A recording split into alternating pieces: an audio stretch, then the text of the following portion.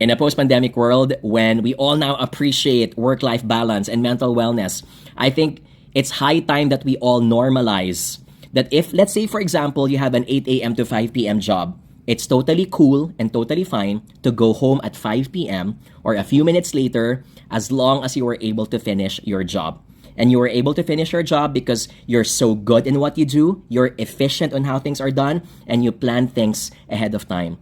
And that you should never be judged for going home early or going home on time. This is so important because life happens outside the office doors. You have a family to go home to, you have a life to work on, you have friends and families that you can enjoy, or you have lots of Netflix shows to binge, right? I think we need to stop celebrating that if you work late at night, you're the best employee in town. It doesn't work that way anymore. Work smart, not just hard.